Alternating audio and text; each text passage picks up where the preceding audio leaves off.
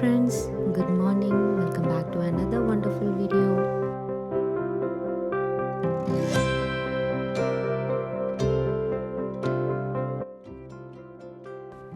இது பார்த்தீங்கன்னா last week திடீர்னு அன்றைக்கி காலையில் கொஞ்சம் நேரம் மழை பெஞ்சுது. ஆனால் ரொம்ப நேரம்லாம் இல்லை, கொஞ்சம் நேரம் தான் இருந்தது. ஸோ அந்த சூப்பரான வெதருக்கு ஒரு சூப்பரான காஃபி.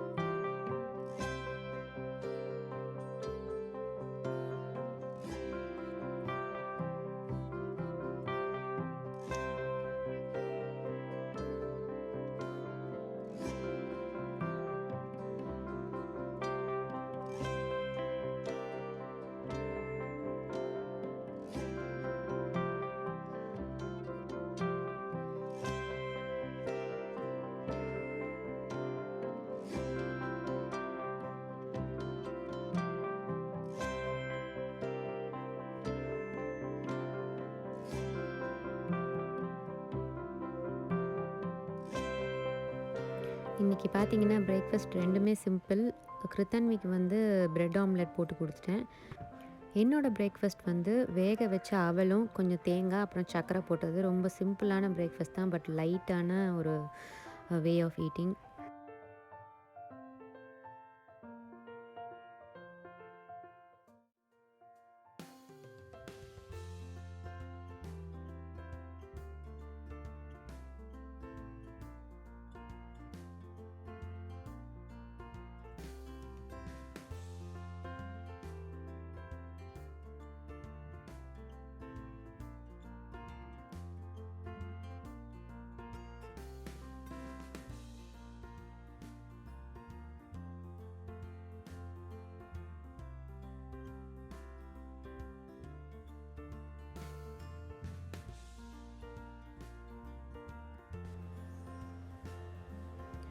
ஸோ நான் ஆர்டர் பண்ணியிருந்த அந்த மாஸ்க் வந்து வந்துருச்சுங்க.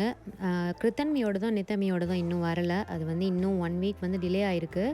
நான் ஆர்டர் பண்ணது பார்த்திங்கன்னா நியூயார்க்லேருந்து வர மாதிரி தான் பண்ணியிருந்தேன். பட் அதுக்கே வந்து 2 வீக்ஸ் ஆகுது. இந்த மாஸ்க் பார்த்திங்கன்னா இது கிட்டத்தட்ட வந்து கொஞ்சம் சர்ஜிக்கல் மாஸ்க் மாதிரி தான் வரும். நான் வந்து ஒரு 2-3 கவரிங்ஸ் போடுற மாதிரி பண்ணிக்கலாம் அப்படின்ற மாதிரி தான் வாங்கியிருந்தேன். இதில் பார்த்திங்கன்னா 25 பீசஸ் இருக்குது. எனக்கு இது வந்து கிட்டத்தட்ட $15 ஆச்சு. பிட் காஸ்ட்லி தான், பட் எனக்கு அதுவே வந்து கிடைக்கல. ரொம்ப நாள் ட்ரை பண்ணி தான் கிடச்சிது. ஏன்னா இப்போ வந்து கடையில் போயிட்டுலாம் வாங்க முடியாது, கிட்ஸ் நான் வச்சுருக்கிறதுனால. ஸோ அதனால் எனக்கு ஆன்லைனில் என்னென்ன ஆப்ஷன்ஸ் கிடைக்கிதுன்னு நான் பார்த்துருந்தேன். அதுவும் மோரோவர் வந்து இன்சைட் யூஎஸ்ஏவே எனக்கு வந்து ஷிப் ஆகிற மாதிரி நான் பார்த்தேன்.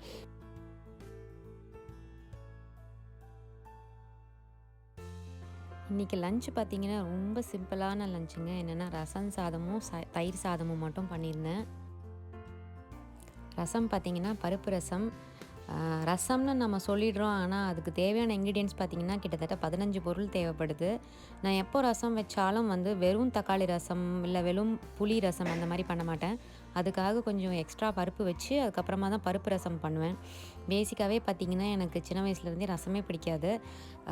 கிருத்துவும் நித்தமியும் பிறந்ததுக்கப்புறம் அவங்களுக்காக நான் வந்து ரசம் ஜீரணம் ஆகிறதுக்காக வந்து ஸோ ஸ்டார்டிங்கில் நம்ம எதுவும் கொடுக்க முடியாது இல்லையா குழந்தைங்களுக்கு, ரசம் அப்படிங்கிறது தான் கொடுக்க ஆரம்பிப்போம். ஸோ அதுக்காக பண்ண ஆரம்பித்தது. அதை அப்படியே வந்து சாப்பிட நானும் பழகிட்டேன்.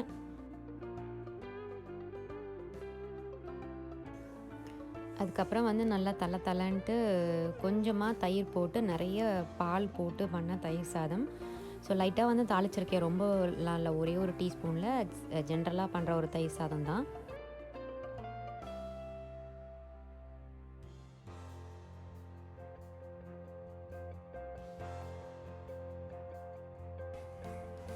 அதுக்கப்புறம் ஒரு எலாபரேட்டான ஒரு ப்ளே டைம். இப்போல்லாம் பார்த்தீங்கன்னா எங்களோட ப்ளே ஏரியா வந்து இந்த பால்கனி தான். பால்கனி மட்டும் இல்லைன்னா இந்த சமயத்துக்கு என்னால் நினச்சி கூட பார்க்க முடியல. ஏன்னா வந்து வெளில போகிறதுக்கே ரொம்ப பயமாக இருக்கு இல்லையா? அதனால் அதுவும் இன்றைக்கி கொஞ்சம் ரெய்னியாக இருந்த மாதிரி இருந்தது. ஸோ இந்த வெதரில் நம்ம கீழே வீட்டுக்கிட்ட கூட நடக்க முடியாது. ஸோ அதனால் நான் என்ன பார்த்தேன்னா, நித்தமிக்கு அவளோட அந்த சைஸுக்கு இந்த ஃபென்ஸில் போயிட்டு அவள் விழுந்துருவாளோன்னு எனக்கு ஒரு பயம். ஸோ அந்த இடத்துல வந்து ஏற்கனவே ஒரு கவரிங் ஒன்று இருந்தது. ஸோ அதை வச்சு ஒரு கவர் மாதிரி பண்ணி ஒரு ஃபென்ஸ் ஒன்று நானே க்ரியேட் பண்ணிட்டேன். ஸோ இப்போ கொஞ்சம் பயம் இல்லாத மாதிரி இருக்குது. அவளை கொஞ்சம் ஈஸியாக விளையாட விட்றதுக்கான வாய்ப்பும் இருக்குது.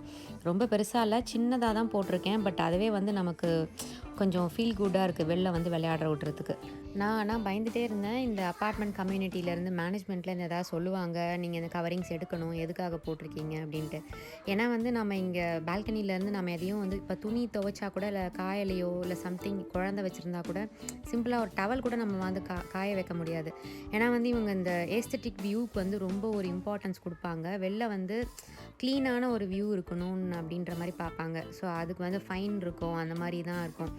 அதனால் நான் நினச்சேன் இந்த ஃபென்ஸ் போட்டால் அதை கண்டிப்பாக எடுக்க சொல்லுவாங்க அப்படின்ட்டு. கிட்டத்தட்ட இது போட்டு ஒரு 4-5 டேஸ் ஆகிடுச்சு. இது வரைக்கும் அவங்க எதுவும் சொல்லலை. ஏன்னா வந்து எக்ஸப்ஷன்ஸ் வந்து கொடுத்துருக்காங்களான்னு தெரில. இந்த சமயத்தில் நம்ம எங்கேயும் வெளில போக முடியாது இல்லையா? அதனால் சரி ஓகே அப்படின்ற மாதிரி.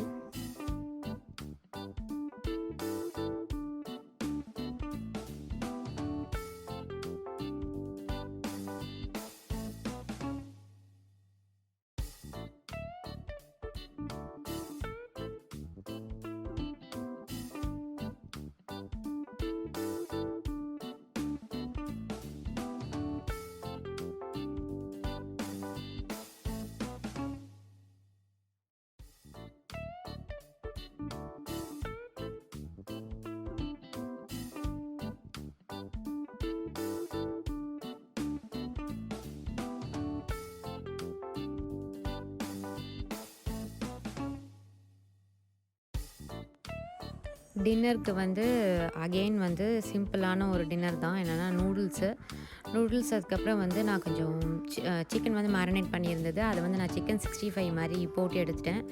So noodles with chicken 65.